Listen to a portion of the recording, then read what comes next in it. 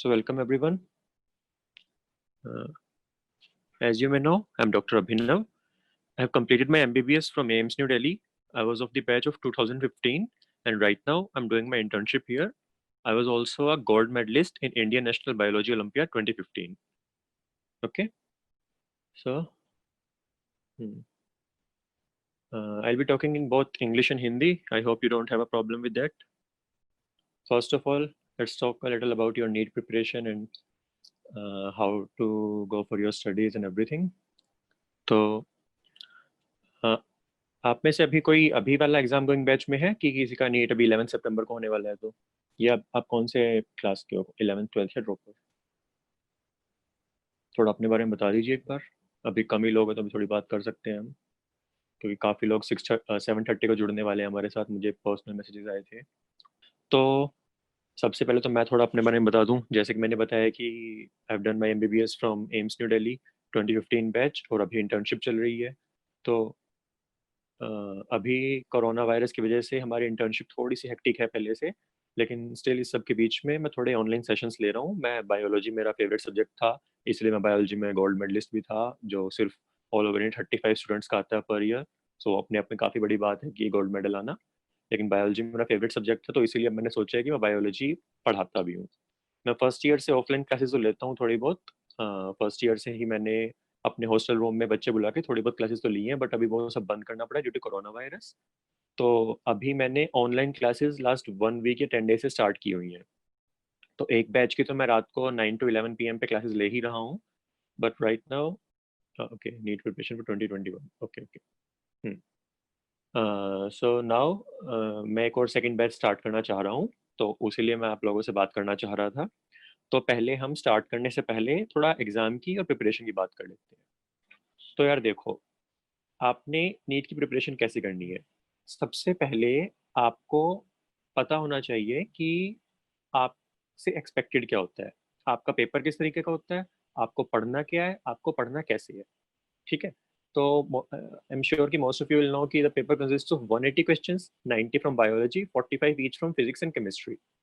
तो बायोलॉजी इतनी इंपॉर्टेंट क्यों है? क्योंकि बायोलॉजी यार एक तो डबल मार्क्स की है, 360 आउट ऑफ 720 इज बायोलॉजी।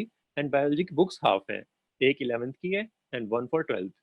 तो बायोलॉजी की ओनली 2 बुक्स हैं और फिजिक्स केमिस्ट्री की 4 बुक्स हैं, 2 in 11th and 2 in 12th। ठीक है?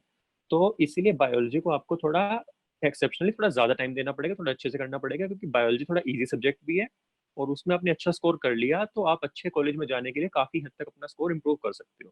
ठीक है? तो इसलिए बायोलॉजी को थोड़ा ज्यादा अच्छे से करना है। उसके बाद आपने फिजिक्स पे भी स्पेशल ध्यान देना है यार। मतलब फिजिक्स ऐसा सब्जेक्ट होता है कि जो रैंक ब्रेकर या रैंक मेकर होता है। ओके, क्वेश्चंस पूछ रहे हैं अभी लोग, ऐसे कि क्वेश्चंस हम थोड़ा लास्ट के लिए रखते हैं। अभी मैं जो बोल रहा हूँ प्लीज उसको थोड़ा सुन लीजिए, जिससे सब लोगों को फायदा हो जाए। बाद में हम थोड़ा बहुत Q&A सेशन रख लेंगे। ठीक है? तो मैं फिजिक्स की बात कर रहा था। फिजिक्स आप लोगों को बहुत जरूरी करनी है, बहुत अच्छे से करनी है, क्योंकि फिजिक्स या तो रैंक ब्रेकर होती है या रैंक मेकर होती है। Around 15 to 17 lakh students NEET में आपके साथ बैठने वाले हैं एंड मोस्ट ऑफ देम मतलब will be okay with bio and chemistry. ठीक है? फिजिक्स ऐसा सब्जेक्ट होता है कि काफी मेडिकल स्टूडेंट्स को उसमें दिक्कत आती है। बट अगर आपको if you want to have an upper edge, तो आपको फिजिक्स करनी पड़ेगी अच्छे से। तो आपको मैं गाइड करूंगा कि फिजिक्स यार अभी मैं बोलूंगा आप एनसीईआरटी मत पढ़ो। फिजिक्स की एनसीईआरटी क्या है कि थोड़ी ट्रिकी है, कि आपको जब तक 11th 12th के कॉन्सेप्ट अच्छे से क्लियर ना हो तब तक आप फिजिक्स की एनसीईआरटी को लिंक नहीं कर पाओगे, क्योंकि फिजिक्स की एनसीईआरटी में जो चैप्टर्स हैं, जो टॉपिक्स हैं, वो काफी ज्यादा लिंक्ड हैं आपस में।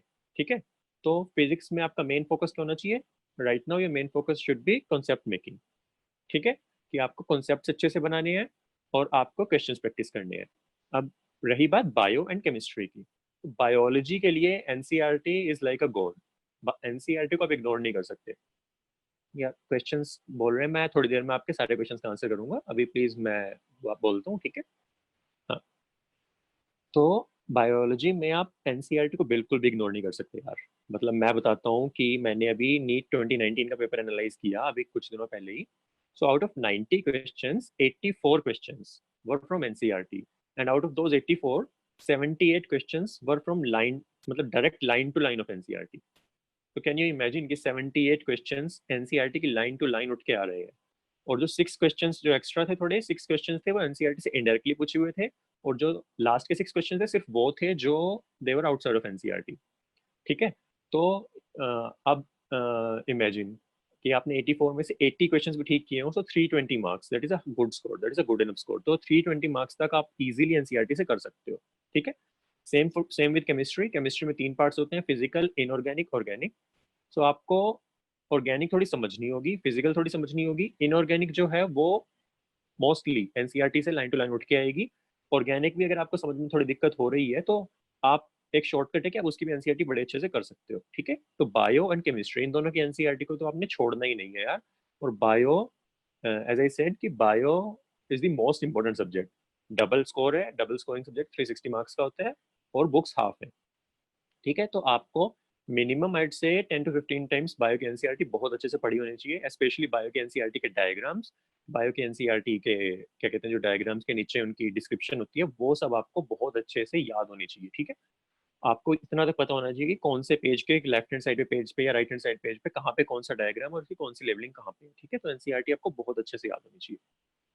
अब अब बात कर लेते हैं आपको पेपर कैसे अटेम्प्ट करना है। सो एग्जाम अटेम्प्ट करने के लिए यार एक जो चीज होती है जो काफी लोग गलतियां करते हैं, वो आपको नहीं करनी। You don't have to, you can't attempt physics on the last. ठीक है, लास्ट में आप फिजिक्स अटेम्प्ट नहीं करोगे।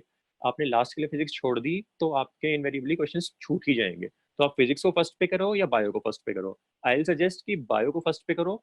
बायो में कोई कॉन्सेप्ट ज्यादा नहीं लगाने होते, अगर आपको आंसर आता है तो आता है, नहीं आता तो नहीं आता।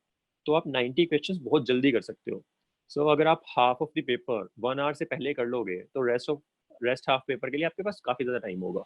तो आप बायो सबसे पहले करो, उसके बाद फिजिक्स करो, और लास्ट में थोड़ा टाइम केमिस्ट्री के लिए रखो। ठीक है, ये मेरी एडवाइस है। आपके जो ग्रैंड टेस्ट होते होंगे, जो 720 मार्क्स के आप टेस्ट अटेम्प्ट करते होंगे कहीं पे भी, आप उनको भी इसी अटेम्प्ट में करो। आप ऐसी मेंटेलिटी के साथ करो कि आप फाइनल एग्जाम में बैठे हो।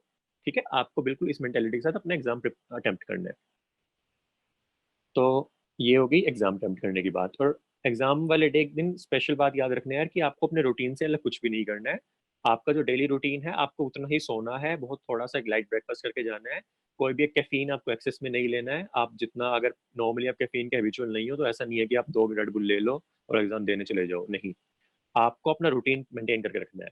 और एग्जाम में आपको अपनी नर्व्स पे कंट्रोल रखना है। आपको नर्वस नहीं होना है, 3 आवर्स तक फोकस्ड रहना है, और अपना एक नजर क्लॉक पे रखनी है। ठीक है, आपका टाइम जो है वो बच जाना चाहिए, टाइम आपका खत्म नहीं होना चाहिए। तो ये बात होगी आपको एग्जाम कैसे अटेम्प्ट करने हैं। अब मैं बायोलॉजी क्लासेस क्यों लेता हूँ, मैं उसकी बात कर लेता हूँ। देखो यार, बायोलॉजी की एनसीईआरटी कहने को इजी है, बट कॉन्सेप्ट्स अगर आपने एक बार अच्छे से बनाए हैं तभी वो इजी लगेगी आपको। कुछ चैप्टर, काफी हद तक चैप्टर्स हैं जिनमें कंसेप्ट मेकिंग थोड़ी होनी चाहिए। तो मैं बायो की एनसीईआरटी के इसीलिए क्लासेस मैंने लास्ट 10 डेज से मैं ले रहा हूँ, और काफी अच्छा रिस्पॉन्स आया बच्चों का। एंड आई एम होप कि आज भी मैं क्लास लूंगा आपकी, तो आप लोग भी समझ पाओगे कि हाँ, एनसीईआरटी किस तरीके से पढ़नी है, कितनी बार पढ़नी है, और कैसे पढ़नी है। ठीक है, तो मैं आपको आज breathing and exchange of gases chapter कराने वाला हूँ। तो मैंने अपने नोट्स बनाए हैं यार। वो नोट्स मैंने एनसीईआरटी के बेसिस पे ही बनाए हैं, तो आपको वो नोट्स कॉपी नहीं करने की जरूरत, आपको लाइन टू लाइन ही उठाना। आई सजेस्ट कि एनसीईआरटी बुक अपने सामने रखिए, और जो जो मैं बोल रहा हूँ उसको एनसीईआरटी में पढ़ते रहिए। कुछ चीजें होंगी जो बहुत ज्यादा इंपॉर्टेंट है, जो मैंने एनसीईआरटी थोड़ा बाहर से बोला है, उसको आप एनसीईआरटी के साइड में ही नोट करेंगे। ठीक है, तो ये होगा हमारा पढ़ने का तरीका कि आप NCERT, okay, so please use English too. Okay, I'll try to use English from now on. So, bring NCRT, 11th class NCRT book. I'll wait for 2 minutes and open it in front of you. Okay, then we are going to start. Hmm.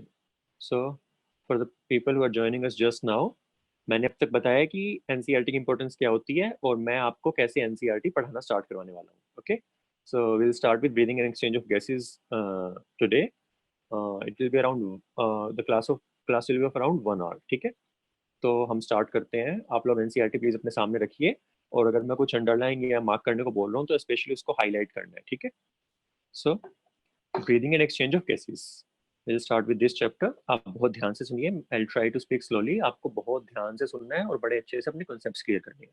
ठीक है, easy enough chapter है, इसलिए मैंने इससे start किया है। So what is breathing? Breathing is the exchange of oxygen from the atmosphere with CO2 produced by the cells. As you all know, respiration, respiration में क्या होता है? The cell uses oxygen for energy and it releases CO2. So this oxygen has to be continuously provided and जो ये CO2 बन रही है this has to be continuously removed. So ये function होता है breathing, जो हमारा respiratory system होता है उसका ये function होता है. ठीक है? So from the environment, oxygen-rich air is sucked in and it is transported to the cells, and CO2 that is produced by respiration, it is excreted out into the environment again. So the respiratory organs. The respiratory organs of different animals depend upon two main things, their habitat and their level of organization. So habitat. Habitat क्या है? कि animal रहता कहाँ पे है? The animal can be in aquatic environment or it can be on land. So उसके basis पे ही उसके respiratory organs evolve किए हैं. So as you all know, in water, the gases are dissolved, both oxygen and CO2. So organism living in water will be using this O2, है ना? तो and the other thing on which respiratory organs depends is the level of organization. For example, जो simple organisms होते हैं, इतने छोटे होते हैं वो कि they are so small that they can diffuse, they can use diffusion simply from the air. कि वो अपनी requirement की oxygen simple diffusion से ले सकते हैं और oxygen को फिर remove कर सकते हैं. But for higher organisms like us, we need a special system क्योंकि हमारे majority of cells are inside and they are not in direct contact with air. तो उनको ऑक्सीजन और CO2 requirements के लिए we have developed a special system that is known as the respiratory system. So let's look at the different examples. So respiratory organs of simple organisms like sponges, coelenteroids, and flatworms is simple diffusion. Then as the complexity increases, for example, in earthworms, the respiratory organ is moist cuticles. Insects, which are more complex than earthworms, have tracheal tubes. They have a network of tubes which are known as the tracheal tubes. Then aquatic arthropods, mollusks, and fishes, they have gills. And this mode of respiration is known as branchial respiration. Now there are terrestrial counterparts, like the terrestrial amphibians and reptiles, birds, mammals. They have lungs, just like us, and the respiration is known as pulmonary respiration. Always remember, in amphibians like frogs, they can also use their skin. And this type of respiration is known as cutaneous respiration. Please note that मैंने यहाँ पे plus sign लगाया है. इसका मतलब है कि they do not only use the skin, they use skin in addition to lungs. Okay, तो वो दोनों को use कर सकते हैं. Now, the main topic is human respiratory system. So human respiratory system, as you all know, starts from the external nostrils and ends at the alveoli. So जो हमारा nostril के बाद nasal cavity, nasal के बाद pharynx. Pharynx क्या है? Pharynx is a common opening for food and air.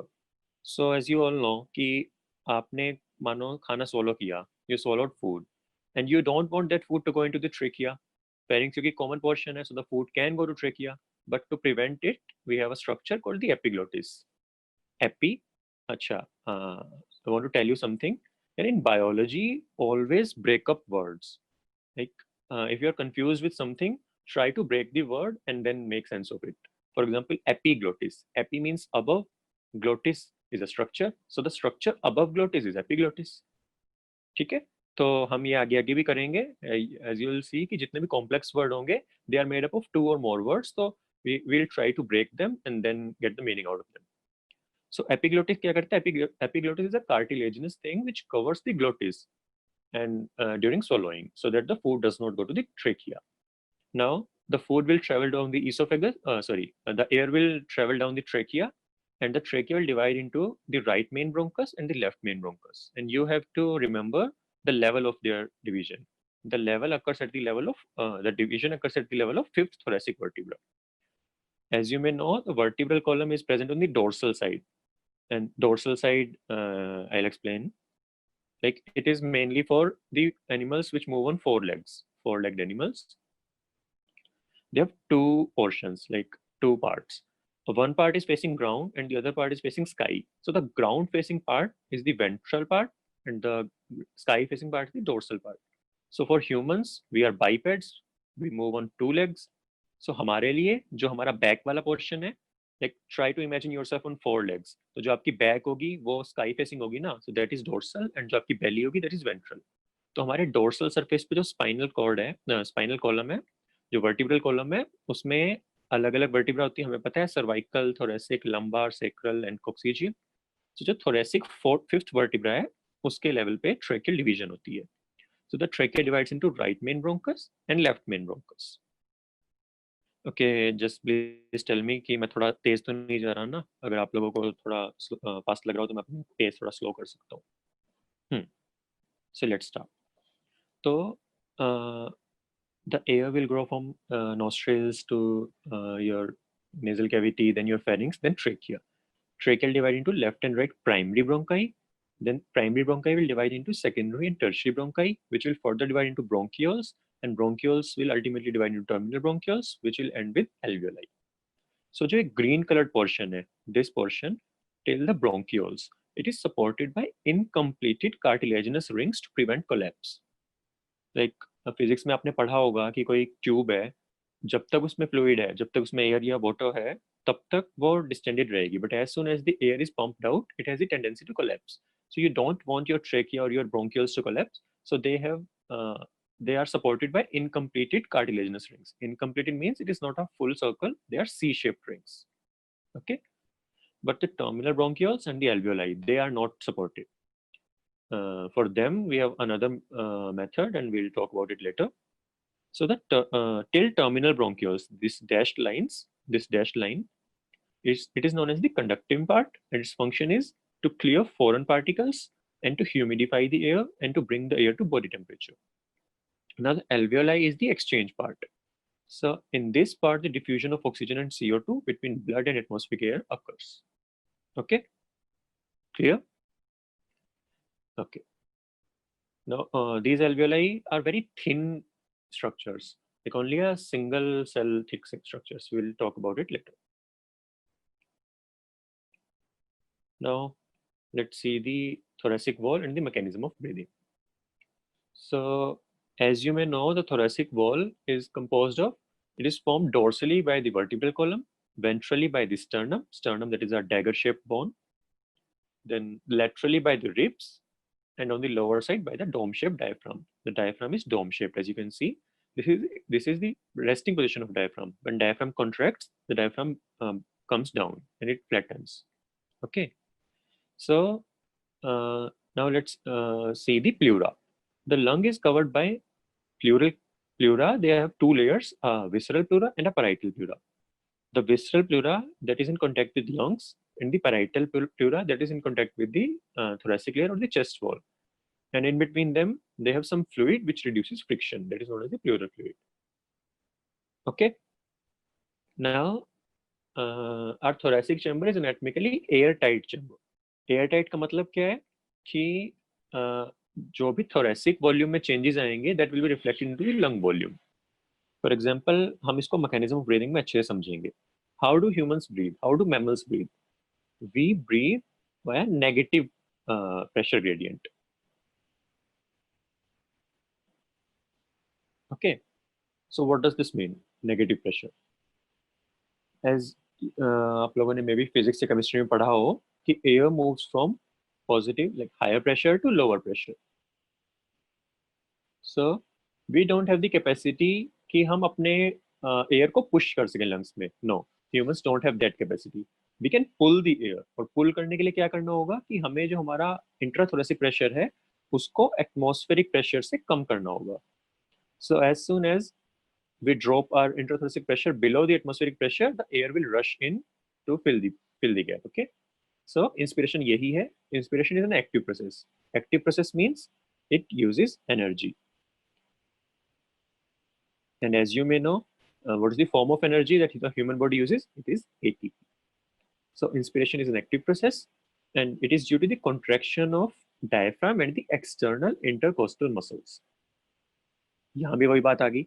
Intercostal, नाम में ही है.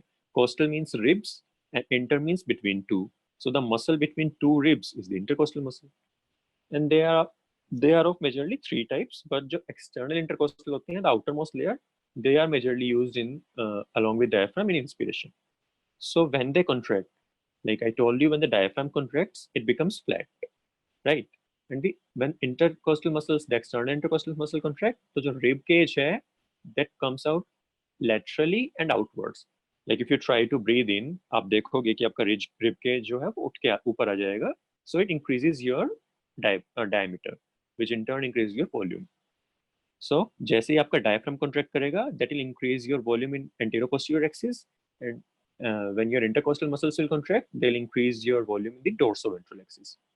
So as we have studied कि physics में या chemistry में कि pressure is inversely proportional to volume.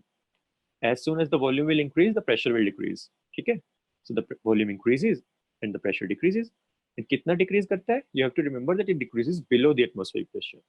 So as soon as the pressure is below atmospheric pressure, the air rushes in to equalize the pressure. Okay? Fluids have the tendency to equalize the pressure. वो high pressure से low pressure में जाएंगे. Just opposite होता है expiration में. Expiration में क्या होगा?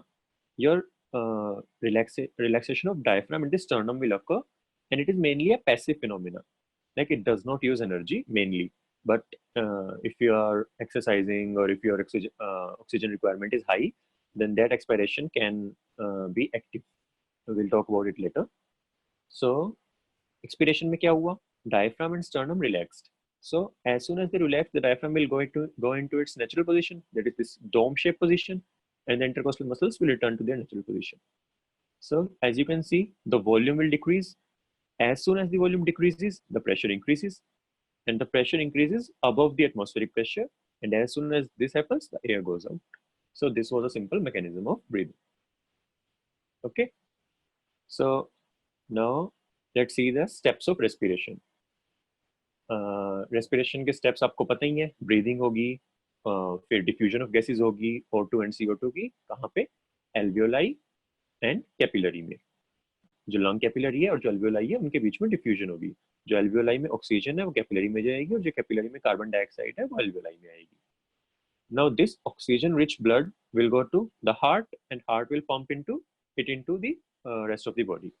अब जो बाकी टिश्यूज है दे रिक्वायर ऑक्सीजन, तो वहां पे कैपिलरी होगी जो टिश्यू में, और जो टिश्यू है और उसकी जो कैपिलरी है वहां पे सेकंड स्टेप ऑफ डिफ्यूजन होगा, वहां पे सेकंड पार्ट होगा. वहां पे जो ब्लड रिच ऑक्सीजन है वो ऑक्सीजन टिश्यू में चली जाएगी, और जो टिश्यूज में कार्बन डाइऑक्साइड है that carbon dioxide will come into the capillary. Okay. Then the O2 will be utilized by the cells for catabolic reactions, and the CO2 will be released. Now, this is an important point, that the strength of inspiration and expiration can be increased by using additional muscles in the abdomen. Like we have some additional muscles in our abdomen. By using them, we can increase the strength of inspiration and expiration. For example, during running or during any type of exercise, the auto requirement of your body is increased. So उसके लिए क्या करते हैं? Our breathing rate and the strength of inspiration and expiration, respiratory rate and the strength will increase. Okay. What is the normal resting breathing rate? That is between 12 to 16 per minute. Remember, in adults. In children, it is much higher. Okay. Now, what is spirometer?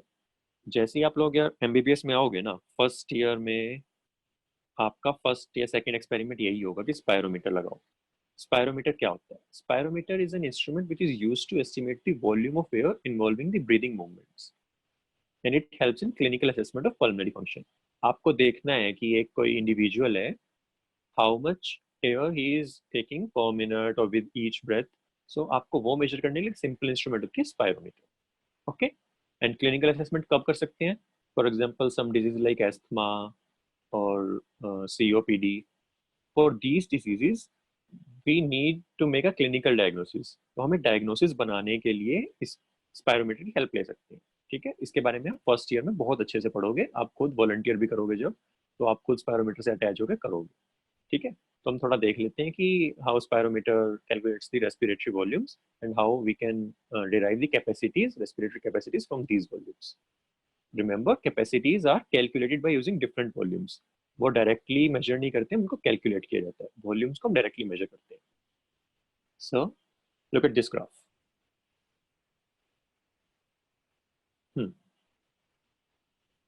This is the normal resting respiration, resting breathing. Like you're expiring, you're inspiring. I'll change the color of my pen. You're expiring, inspiring, expiring, inspiring. Then the clinician will ask you to take a deep breath. So you'll inspire as much as possible. जितनी air आप ले सकते हो अपने वहां तक ही. Okay. Then he'll ask you to expire. तो आप expire करोगे. फिर he'll ask you to forcefully expire. Keep empty your lungs. जहां तक आप एम्प्टी कर सकते हो लंग्स को, खाली कर सकते हो, वहां तक कर दो. So you will empty your lungs and you will reach this point and then you will again inspire. Okay. Now ये जो स्पायरोमीटर होता है दैट कीप्स ऑन रोटेटिंग. उसमें एक ड्रम होता है जिसपे एक चार्ट पेपर लगा होता है, वो घूमता रहता है बहुत स्लोली, और उस पर एक पेन अटैच होता है. ठीक है. सो वो पेन आपके अराउंड, आपके चेस्ट के अराउंड, आपके माउथ के अराउंड एक ट्यूब अटैच होती है, वो उससे अटैच होता है. तो जैसे ही आप एयर को सक करते हो या एयर को पुश करते हो, पेन ऊपर नीचे मूव होता है. तो उसकी वजह से ऐसा ही ग्राफ बनेगा, एग्जैक्ट सेम ग्राफ आपको दिखेगा अपने फर्स्ट ईयर एमबीबीएस में.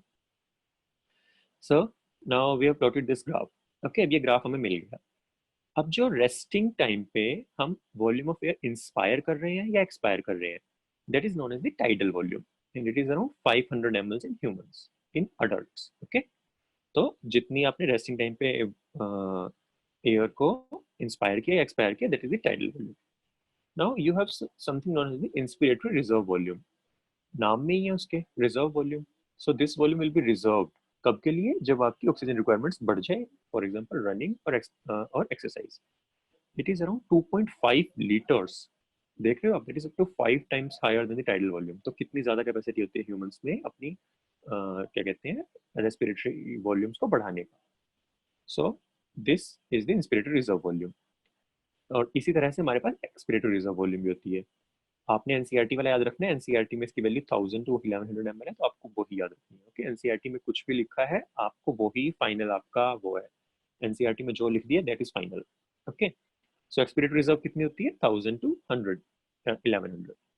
But even if you try to empty your lungs, जितना मर्जी ट्राई कर लो आप, there will always be some residual volume left. And remember, this can not be measured by spirometry. It is a frequent question, तो याद रखना, can be measured by spirometry. क्योंकि spirometry works on your effort. अगर आप air सक कर रहे हो या आप एयर पुश कर रहे हो, तभी वो मूव होगा. तो आप रेजिडुअल वॉल्यूम में कुछ भी नहीं कर सकते, इसलिए वहां पे कुछ भी प्लॉट नहीं होगा. ओके. एंड कितनी होती है ये? That is also 1000 to 1200 millilitres.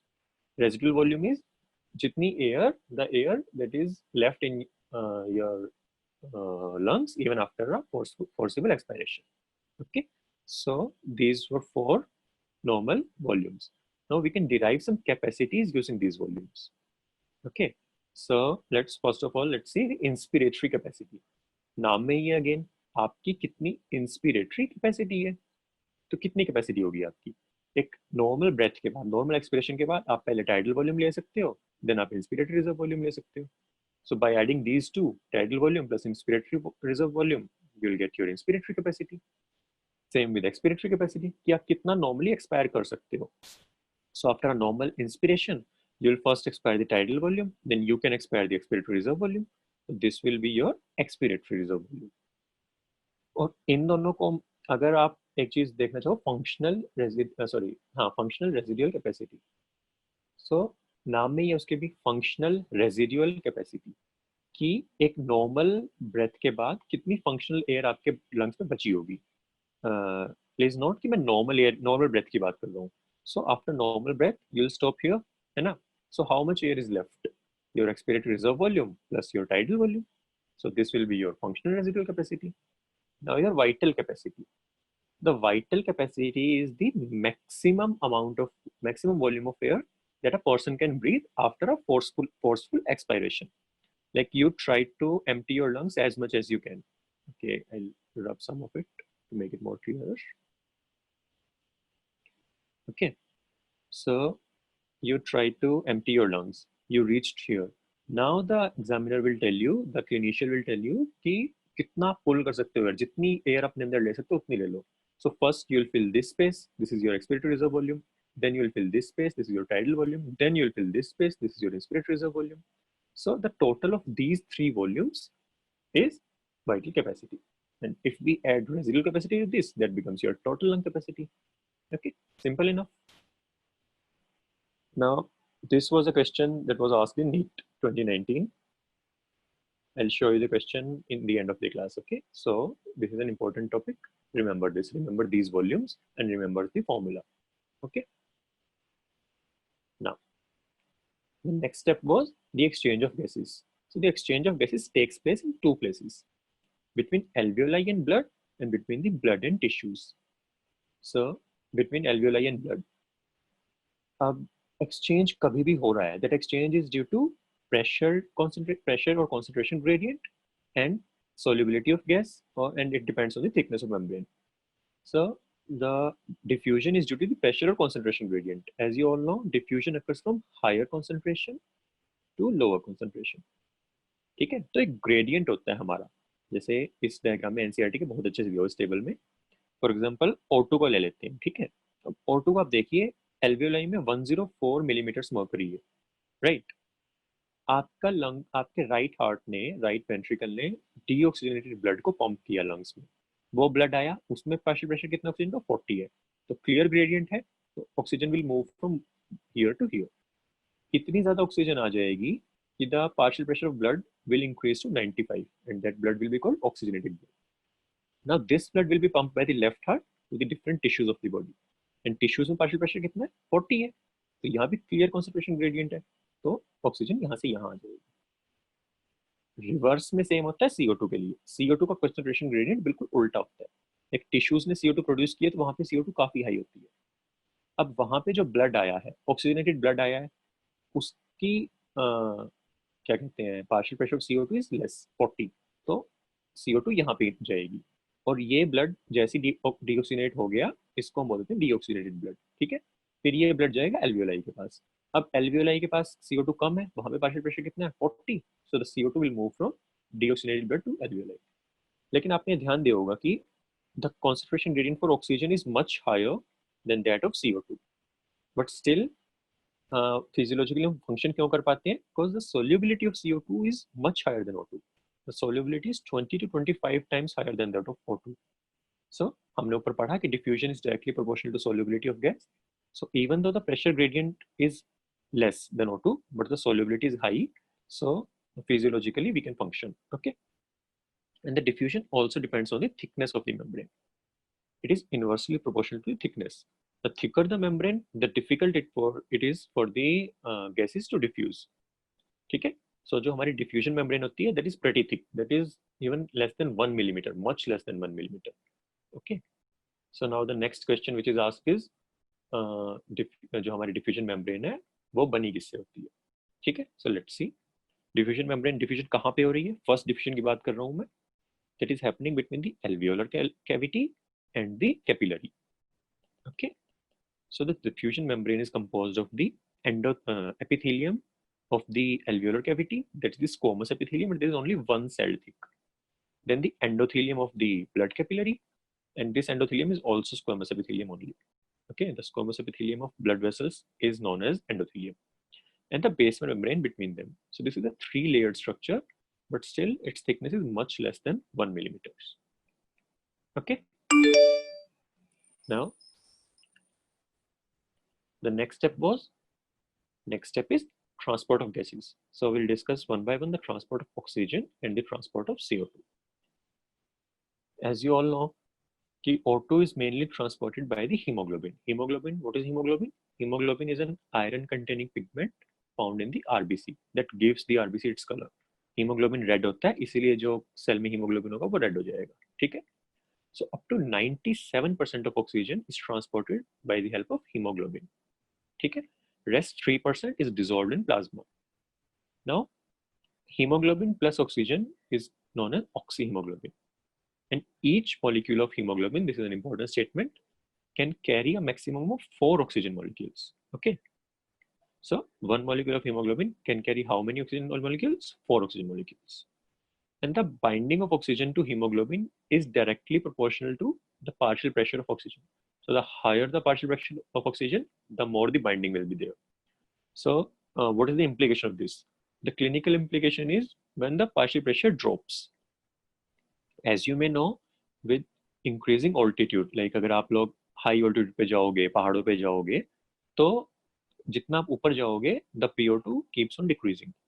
So after around 4,000 to 5,000 meters, around 5,000 meters के ऊपर ये इतना ज़्यादा कम हो जाता है कि you may experience some discomfort.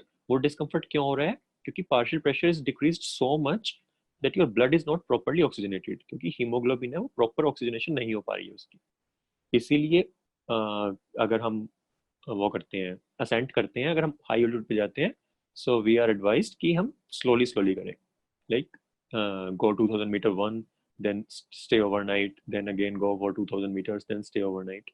So उसके होता है कि your body has the time to acclimatize. लेकिन अब जो लोग होते हैं that stay at the high altitude, for example in Leh or Ladakh, there are people staying, है ना?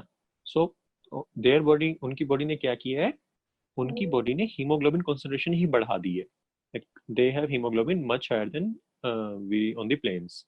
Okay, so if you see them, you'll see their rosy cheeks or red cheeks. That is due to the presence of much more hemoglobin, much more RBCs than us. Okay, RBCs बढ़ जाते हैं उनके, not hemoglobin. hemoglobin ठीक है, RBCs mainly बढ़ते हैं, ठीक है. हाँ, ये बात होगी PO2 की. Then the oxygen binding is inversely proportional to the partial pressure of carbon dioxide. कि जो कार्बन डाइऑक्साइड जितनी ज्यादा होगी, ऑक्सीजन बाइंडिंग उतनी कम होगी. एंड सिमिलरली जितने ज्यादा H+ आयन होंगे, यानी कि जितना एसिडिक मीडियम होगा, उतनी बाइंडिंग कम होगी. That is inversely proportional to the concentration of H+ ions. And जितना टेम्परेचर कम होगा, ऑक्सीजन उतनी ही ज्यादा बाइंड होगी. ओके, तो इसको हम कैसे समझेंगे, अच्छे समझेंगे. तो will understand with the help of the oxygen dissociation curve. अब oxygen dissociation curve is S shaped curve और सिग्मोइड शेप्ड कर्व. तो इसका सिग्निफिकेंस क्या है? Let's look at the significance in the initial part of the curve. Like till here, it is the initial part of the curve. For every unit increase in oxygen partial pressure, let's say we'll first take the 20. Okay, then the partial pressure is 20 millimeters of mercury. The percent saturation is 30%. Let's increase the partial pressure just 10 units. Okay, so when the partial pressure is 30 millimeters of mercury, the saturation reaches up to 60%. So you see, even a minimal increase in the partial pressure, उसने saturation percent increase को double कर दिया है. But as we move higher, जब हम late part of the curve पे जाते हैं, for example, let's say 60%, 60 millimeters of mercury partial pressure, the saturation is 90%. And on 100 millimeters of mercury, the saturation is 100%. So later part of the curve में you can see, for even for a small increase saturation, like even just 10% increase saturation के लिए, I had to increase the partial pressure by 40 millimeters of mercury. Okay, so ये इसकी inference है, इस curve को ऐसे समझना होता है. अब इसका फायदा क्या है? इसका फायदा ये है that you want कि आपका जो blood rich O2 rich blood है, that is reaching the tissues, you want that blood to drop the oxygen, right? कि ये ऑक्सीजन टिश्यू यूज कर पाए. तो टिश्यू में जो भी कंडीशन होगी, that is favourable for this reaction, for the dissociation. क्यों? क्योंकि टिश्यू में CO2 हाई होगा, टिश्यू मेटाबॉलिज्म कर रहा है तो वहां पे H+ हाई होगा, टिश्यू में टेम्परेचर हाई होगा. सो ऑल दिस फैक्टर्स, जैसे हमने पढ़ा था ऊपर, all these factors lead to the dissociation of oxygen from the HbO2, and the oxygen is used by the tissue. Now this reverse happens in lungs. lungs में क्या है? lungs में आप एटमॉस्फेरिक एयर ले रहे हो तो टेम्परेचर कम है, आपका PCO2 कम है, H+ is low. So these all factors lead to association, like O2 will bind to Hb, and you want that only. You want that जितनी ज्यादा आप O2 bind कर सको, that is better. Okay, so lungs में यही होगा. अब जो हमारा ग्राफ है वो दो जगह शिफ्ट हो सकता है, right shift and left shift. ठीक है, प्लीज नोट डाउन, ये एनसीईआरटी में नहीं दिया हुआ है शायद, बट ये इंपॉर्टेंट है. राइट शिफ्ट का मतलब क्या है? Let me erase some of this so it becomes clear. One second. Let's say the graph becomes like this. Okay, so what is the significance? Now take any specific pressure point. Okay, let's say I'll take the 40 millimeters of mercury partial pressure. Now see the percent saturation. Initially it was up to much higher than 70. It was around 75. Now the partial pressure is even below 50. ये 50 है ना? It is only 45. So same partial pressure पे, if the curve shifts to right, the hemoglobin dissociation curve if it shifts to right, the percent saturation will decrease. So ये होता है tissues में. Tissues में PCO2 ज्यादा है, H+ कम है, temperature कम है, टेम्परेचर ज्यादा है, H+ ज्यादा है, PCO2 ज्यादा है. So जो आपका ब्लड है उसकी सेचुरेशन कम हो जाएगी। सेचुरेशन कम होने का मतलब क्या है कि HbO2 अपनी O2 को लूज कर देगा, तो वो O2 टिश्यू के पास चली जाएगी। The reverse happens in left shift. Left shift is this one. Okay, so you can see no, this is right, this is left. Left shift में for at a specific pressure, for example 40, initially it was 75, now it is around 95. Okay, so left shift occurs in lungs. वहां पे क्या है, PCO2 कम है, H plus कम है और temperature कम है। Remember one thing, जो एम्ब्रियोनिक फीटल ब्लड होता है, जो फीटल ब्लड में जो हीमोग्लोबिन होता है उसका oxygen dissociation curve is left shifted. Just remember this. Okay okay, I will explain why do you want this. You know कि फीटस की ब्लड रिक्वायरमेंट्स मदर ब्लड से, मैटरनल ब्लड से use हो रही है। So the blood that is coming to the foetus is coming, that is the blood of the mother. सो आपको उस ब्लड से भी ऑक्सीजन निकालनी है, जो फीटस है उसको उसी ब्लड से ऑक्सीजन निकालनी है। सो इफ द एफिनिटीज की कितने स्ट्रांगली बाइंड कर सकता है, the affinity of fetal blood is more to oxygen than the maternal blood, then this oxygen will dissociate from maternal blood and it will bind to fetal blood. Okay, so fetus के पास oxygen आ जाएगा। ठीक है, so this is the reason the fetal blood has to be left shifted. Okay, the fetal oxygen dissociation. Okay, now each 100 ml of oxygenated blood can deliver around 5 ml of oxygen. Okay, remember this.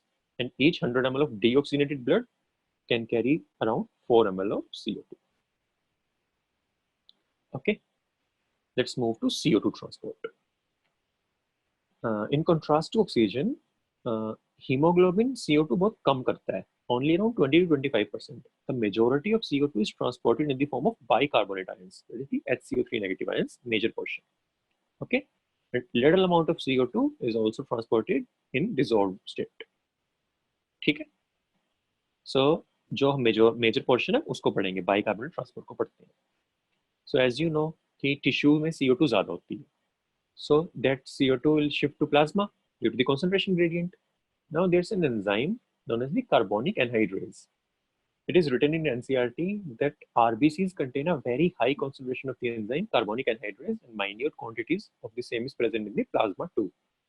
So इससे क्या influence निकलेगा कि RBCs के अंदर carbonic anhydrase ज्यादा है, so HCO3 negative that is bicarbonate RBCs के अंदर ज्यादा होगा, but नहीं। Please remember that this HCO3 negative, this bicarbonate ion that is formed, it is shifted to the plasma in exchange for a chloride ion. Okay, so this is known as the chloride shift. Your bicarbonate ion is shifted to the plasma, like, that is formed in the RBC itself. That much is correct, but it is transported majorly in the major form in the plasma. Okay, so जो chloride ion है वो RBC में जाएगा और जो bicarbonate है that will go into the plasma and this will go to the lung. Now let's see what will happen in the lung. You may all know, chemistry में आपने पढ़ा होगा कि if there's a reversible reaction, like this reaction is reversible, so if we increase the reactants, the reaction proceeds in this direction, that is the products will increase. And the reverse happens if we increase the products. Okay, अगर products बढ़ जाएंगे तो reaction will go into this direction. Okay, so अब आपके tissue में क्या है, tissue में क्या ज्यादा है, टिश्यू में CO2 ज्यादा है, right? So CO2 इतनी ज्यादा है, ये रिएक्शन इस डायरेक्शन में शिफ्ट हो जाता है और बाइकार्बोनेट आयन बढ़ जाता है। So टिश्यूज में जो ब्लड है वहां पे बाइकार्बोनेट आयन ज्यादा होगा। Now this blood goes to the lungs. Lungs में उल्टा है, लंग्स में CO2 बहुत कम है, लंग्स में O2 ज्यादा होती है, CO2 बहुत कम होती है। So your this reactant will reduce and relatively this reactant will increase in comparison to the this reactant, so the reaction will shift backwards. Okay, so the bicarbonate will break into CO2 and H2 and this CO2 will be exhaled. ठीक है, तो chemistry का concept use हुआ ना यहाँ पे, तो इसलिए आपको ये करना है, आप you should be able to use the concepts of physics and chemistry in biology. ठीक है, चलो 100 ml deoxygenated blood में कितनी होती है, अराउंड 4 ml of CO2 होती है। Now let's see the regulation of respiration. Please remember the role of oxygen in regulation of respiration is quite insignificant. It is very insignificant. Primarily, only CO2 and H plus ions are responsible. Okay. So, in your brainstem is your midbrain, your pons, and your medulla oblongata. In your brainstem, there are respiratory regulatory centers. The primarily the regulation center is present in the medulla oblongata, that is known as the respiratory rhythm center. When this center is activated, it can increase the depth of inspiration and it can increase the respiratory rate. Okay, and there's another region that is located in the pons. Pons are located just above the medulla, that is known as the pneumotaxic center. And that when it is activated, it can result in decrease of inspiration and decrease respiratory rate. So, for example, कभी आपने neurosurgery के बारे में कुछ सुना हो, मानो brain में कोई ट्यूमर है that is very close to this portion. So, when the surgeon is trying to remove this, if he by accident touches this portion and this portion happens to be the pneumotaxic center, then immediately this portion will be stimulated and this will result in decreased respiratory rate and decrease in depth of inspiration. Okay, so that is an emergency. So they have to be very much क्या कहते हैं, बहुत ज़्यादा उनको ध्यान रखना पड़ता है कि वो उसको टच ना कर दे. ठीक है. So how will you remember? I used to remember by toxic. This is pneumotaxic. This sounds like toxic. So a toxin will stop your breath. So pneumotaxic center will reduce your inspiratory drive and your respiratory rate. ठीक है. There's another center that is the chemosensitive area that is present adjacent to the respiratory rhythm center in medulla oblongata. And this chemosensitive area is highly sensitive to CO2 and H plus ions. Okay. So whenever these two will increase, for example, when you're exercising, how does your body know that you should breathe more? It knows because when you're exercising, the metabolism increases. So as soon as the metabolism increases, the tissues start producing more CO2 and more H plus. Okay. So this CO2, which is dissolved in blood, and this H plus, which is dissolved in blood, will reach this chemosensitive area, and this will stimulate this area. And this area will give signals to the respiratory rhythm center that something is wrong. CO2 and H plus are increasing. You need to wash out. So how can you wash out? You can increase your respiratory rate and you can increase your depth of inspiration.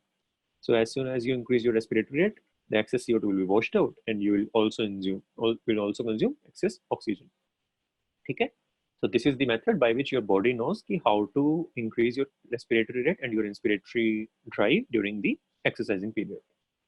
Okay.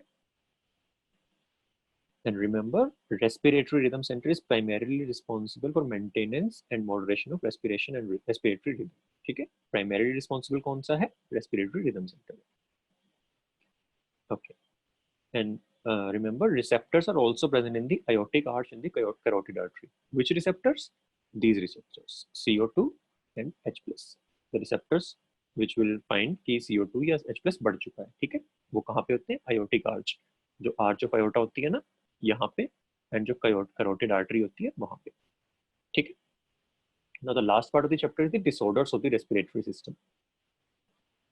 The first disorder is asthma. Asthma, I'm sure कि most of you must have heard it at least once in your lifetime. Asthma में क्या होता है? आपने TV में भी देखा होगा कि a person is normal, बिल्कुल normal है, and suddenly he starts gasping for air, कि उसको सांस लेने में दिक्कत हो रही है, and उसकी breath में से आवाज आने लग जाती है. Like you start to hear some sound. ऐसी आवाज आने लग जाएगी. So that is known as wheezing. Okay, you have to remember this word. This was asked in NEET 2019. Okay. So what is asthma? Asthma is difficulty in breathing causing wheezing, and it is due to the inflammation of bronchi and bronchioles. Okay. So आपको पता होगा, आपने भी देखा होगा कि asthma जितने भी patients को होता है, they keep a pump with them. ये आपने टीवी में देखा होगा. And as soon as they take this pump, their response will be good. बहुत अच्छे से वो breathe करना शुरू कर देंगे. ठीक है. So you will read about this pump more in pharmacology in your second year of MBBS. Okay. Now another disease is emphysema, which is very common in smokers. Like cigarette smoking is a major cause for emphysema. What happens in emphysema? Emphysema जो alveolar walls है, the walls of your alveoli, they get destroyed. Okay. So as soon as the walls of alveoli get destroyed, your diffusion surface is reduced. Like first, initially the diffusion was occurring in all these surfaces, this. Now these surfaces are destroyed, so your surface area will be reduced. ठीक है? So emphysema में क्या होता है? Decreased surface area, and cigarette smoking is a major cause. Now the last part is occupational respiratory disorders. वो आपको ज़्यादा याद नहीं रखने हैं, बस इतना याद रखना है कि they are mostly in certain industries, जैसे कि grinding और stone breaking.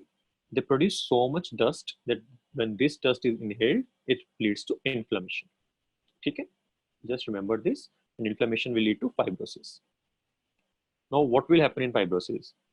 Like I told you during inspiration and expiration, your expiration is mainly a passive process. Like when your diaphragm and your ribs will relax and your lungs will recoil. There is a statement known as elastic recoil of lungs. So your lungs are elastic. So जब आपने कोई rubber band लिया हो, या if you stretch a rubber band and when you release it, it returns to its normal position, right? Like ये इसकी stretch position है, and as soon as you release it, it will come into its natural position. This is due to the elastic nature. ठीक है? So lungs भी same होते हैं. When during inspiration they are stretched, and as soon as the air is released, they come back to their natural position. This is known as the elasticity. Now, in fibrosis, what will happen? Let's say some other क्या बोलते हैं substance. For example, take chewing gum. For example, if you stretch a chewing gum, it will not come to its natural position. Just it will reduce a little bit in length when you release the pressure, but it will not come to its initial position. ठीक है? ऐसे ही fibrosis में क्या होता है कि fibrous tissue बढ़ जाता है. That fibrous tissue is non-elastic. So elastic recoil of the lung will be reduced. ठीक? You need to know just this much only. Now let's see the questions that were asked from this chapter in NEET 2019. Two questions were asked from this chapter and both were straight from NCERT, like line to line NCERT. The first question is, the tidal volume and the expiratory reserve volume of an athlete is 500 ml and 1000 ml respectively. What will be the expiratory capacity if the residual volume is 1200 milliliters? Okay. Options for 1500 ml, 1700 ml, 2200 ml, 2700 ml. So please solve it and tell me the answer. You've seen the question? नहीं हो रहा solve? किसी ने answer नहीं किया अब तक? Simple question है यार, बहुत इजी था. ओके, एक आंसर आया है. प्लीज बाकी सब भी ट्राई करो. I'll tell you the question again. Question was कि the tidal volume is 500 and the expiratory reserve volume is 1000 ml. ठीक है? So what will be the expiratory capacity if the residual volume is 1200? हमने देखा था expiratory capacity क्या होती है? It is expiratory reserve volume plus tidal volume. ठीक है? तो सिंपल है, 1000 प्लस 500 दैट इज 1500.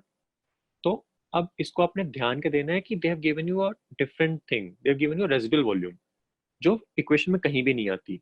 कुछ लोग क्या करेंगे, मैं आपको दोबारा दिखाता हूँ कि they will see that the question paper में क्या है कि एक अलग भी दिया हुआ, मैं दिखा देता हूँ आपको एक सेकंड कि the question also contains residual volume.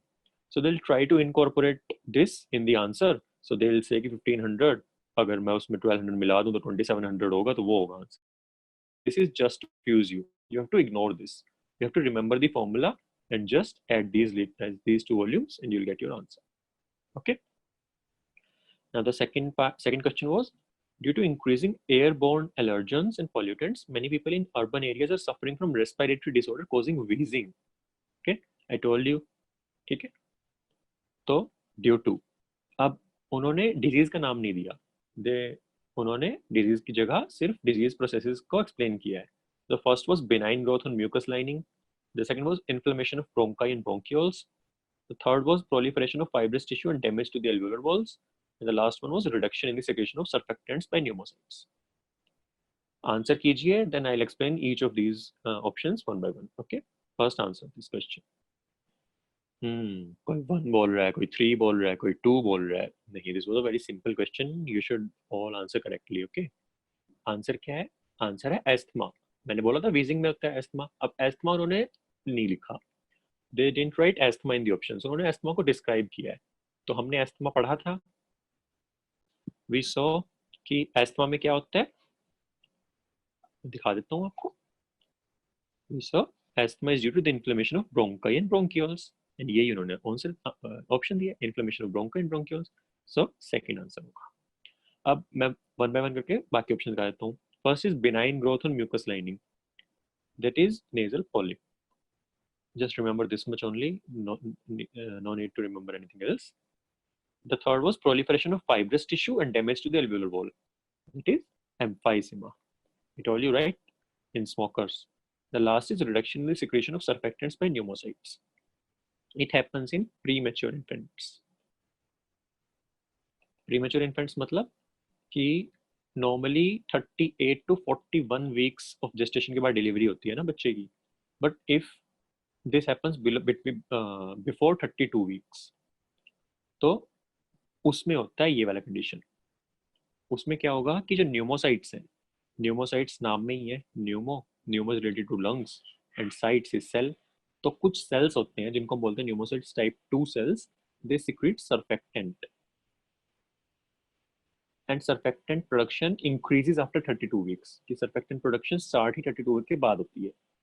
तो सर्फेक्टेंट का काम क्या है, मैं एग्जांपल देता हूँ कि मानो एक बलून है, ठीक है, बहुत थिन वॉल्ड बलून है, उसके ऐसे यहाँ पे वाटर है चारों तरफ। अब जब ये इंस्पायर किया, जब ये बढ़ा, कोई दिक्कत नहीं, बिल्कुल नॉर्मल रहा। लेकिन जैसे इसके अंदर से इसके अंदर से जब एयर चली जाएगी ना, so these walls will have the tendency to collapse, वो चिपकने की टेंडेंसी होगी ड्यू टू सरफेस टेंशन। ये जो वाटर की सरफेस टेंशन होती है, वो क्या चाहती है, सरफेस टेंशन चाहती है कि सारे वाटर के मॉलिक्यूल्स एक साथ रहें। तो जब नेक्स्ट टाइम एयर आएगी तो उस एयर को, इसको दोबारा इंस्पायर करने में it will find it very difficult to क्या कहते हैं, inspire sorry fill this balloon again. Okay, तो हम ये नहीं चाहते, like we have to breathe day and night 12 to 16 times per minute, so we don't want this much energy to be lost in just this stupid process. Okay, so adults में क्या होता है, या 32 वीक्स के बाद क्या होता है, सर्फेक्टेंट नाम की चीज होती है, टाइप 2 न्यूमोसाइट सिक्रीट करते हैं। Surfactant is like a detergent, so वो क्या करेगा, वो सरफेस टेंशन को कम कर देगा। So now when you expire, पास तो आएंगी ये लेयर्स, बट इनकी सरफेस टेंशन इतनी कम हो जाएगी कि just within the next round of inspiration ये बढ़ने लग जाएगा। ठीक है, तो आपको ज़्यादा एनर्जी वेस्ट करने की जरूरत नहीं होगी। लेकिन ये जो सर्फेक्टेंट है, इसकी मैंने बताया कि ये 32 वीक के बाद होता है। तो अगर प्रीमेच्योर इन्फेंट है तो उसमें ये नहीं होता, तो उसमें एक चीज रहती है जिसको हम बोलते हैं रेस्पिरेटरी डिस्ट्रेस सिंड्रोम। ठीक है, तो वो है ये फोर्थ ऑप्शन। तो इसका आंसर क्या था, सेकंड था। क्वेश्चन पूछे जा रहे हैं। क्वेश्चन है why it is called tidal volume. यार वाई का क्वेश्चन तो आपको बायो में नियरली भूल ही जाना है, मतलब क्यों बोलते हैं पता नहीं, लेकिन जो बोलते हैं वो याद रखना आपको। ठीक है,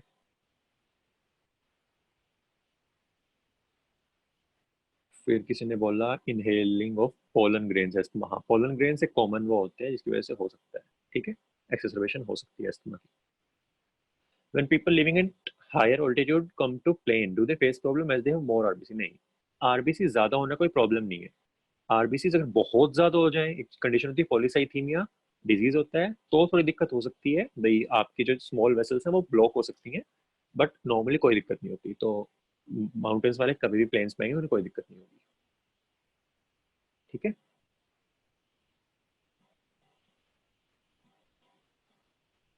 हाँ।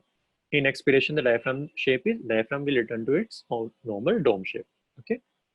External and internal costal muscles बोल रहा था कोई, आपको याद रखने की जरूरत नहीं है यार। You just have to remember the external and intercostal muscles.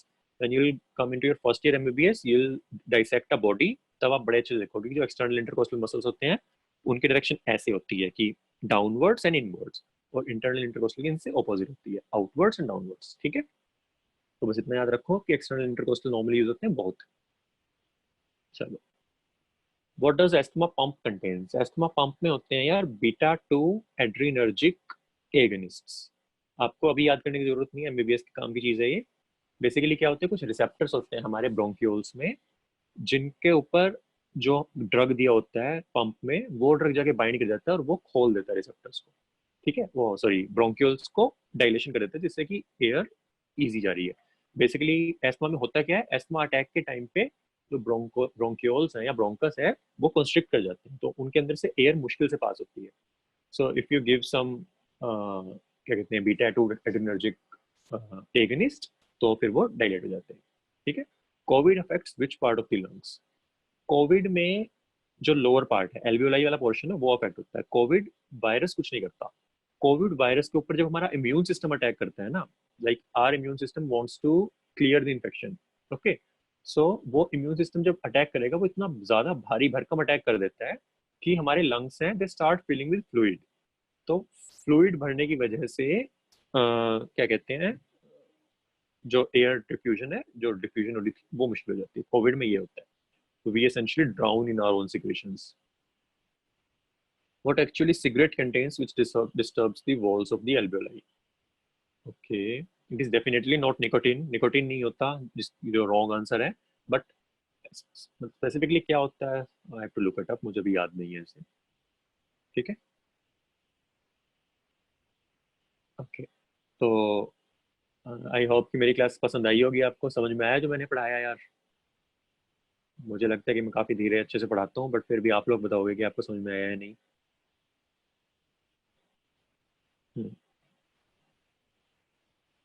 Okay, thank you, काफ़ी अच्छी थी, thank you. Okay, what is the function of radial muscles? Radial muscles कौन से होते हैं? रेडियल मसल्स कहाँ पे हैं?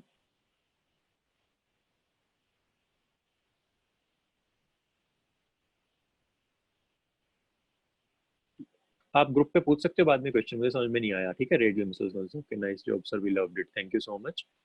तो मेरी एक रिक्वेस्ट थी यार, मैं आपको दिखा देता हूँ, एक मिनट। ठीक है, विच ग्रुप, लोग ग्रुप पूछ रहे हैं, तो मैंने टेलीग्राम पे एक चैनल बनाया हुआ है। तो टेलीग्राम पे चैनल है बायोलॉजी बाय डॉक्टर अभिनव। ठीक है, आप ये सर्च कर सकते हो, नहीं तो मेरा ये नंबर है, नोट कर लीजिए। ये व्हाट्सएप नंबर है। आप इस नंबर पे मैसेज करोगे तो आपको टेलीग्राम ग्रुप का लिंक आ जाएगा। ठीक है, व्हाट्सएप बिजनेस अकाउंट में मिलेगा 783830558 तो इसको नोट कर लीजिए और इसमें मैसेज करना।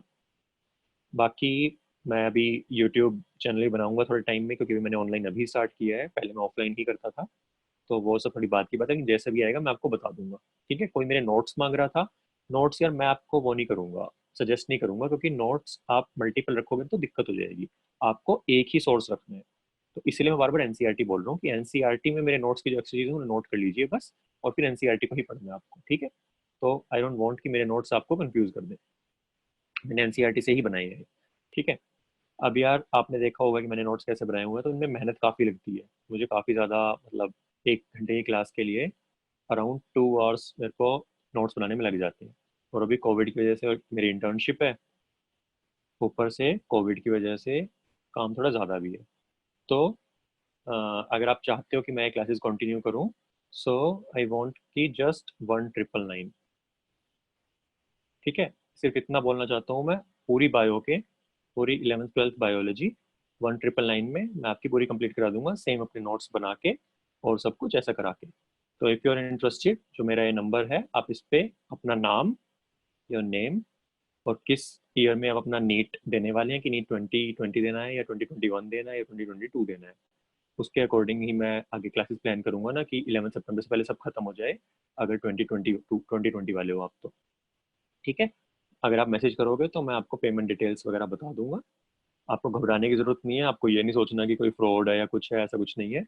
वो क्रिमिनल ऑफेंस है, एम्स का नाम ऐसे लेना, तो एम्स का डॉक्टर हूँ मैं, 2015 batch, you can look it up.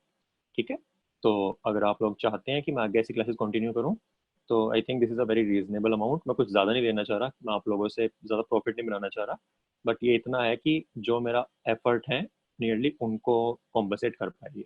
ठीक है, तो looking forward to your reply, 783830583, आप इस पर मैसेज कर सकते हैं। ठीक है। हाँ, फॉर विच मंथ सर? मैंने मंथ बताया, मंथ वो नहीं है यार, मैं मंथ के हिसाब से नहीं बोल रहा, मैं आपके सिलेबस के हिसाब से बोल रहा हूँ। अगर 2022 के अकॉर्डिंग कराऊंगा, 2020 के अकॉर्डिंग कराऊंगा मैं, तो मैं नीट के पहले सब कुछ क्लियर खत्म करा दूंगा, आपकी बायो अच्छे से खत्म करा दूंगा, एनसीईआरटी। ठीक है, जो कि काफी ज्यादा इंपॉर्टेंट होती है। हाँ, अगर कोई जेनेसिस का है यहाँ पे तो जेनेसिस वालों को पे करने की जरूरत नहीं है, ठीक है। बाकी लोगों के लिए बोल रही थी मैंने, जेनेसिस के स्टूडेंट्स को नहीं करना। ठीक है, जेनेसिस एक कोचिंग इंस्टीट्यूट है जो मेरा कोचिंग इंस्टीट्यूट था, जिन लोगों को बाकी को समझ में नहीं आ रहा होगा तो मैं उनके लिए अलग से बोल लूँगी, ठीक है। तो ये मेरा नंबर है, मैंने आपको नोट कराई दिया, 7838305583। आप प्लीज़ अभी मैसेज कर दीजिए इस पे, मैं इस पे सारी पेमेंट डिटेल्स वगैरह आपको बता दूंगा, ठीक है। नेक्स्ट क्लास वगैरह के लिए मैं ग्रुप पे ही डाला करूँगा, जो टेलीग्राम ग्रुप है या व्हाट्सएप पे ग्रुप बना दूंगा मैं आप लोगों का। नेक्स्ट क्लासेस का मैं उस पर ही डालूंगा, ठीक है। Thank you so much, good evening, bye bye.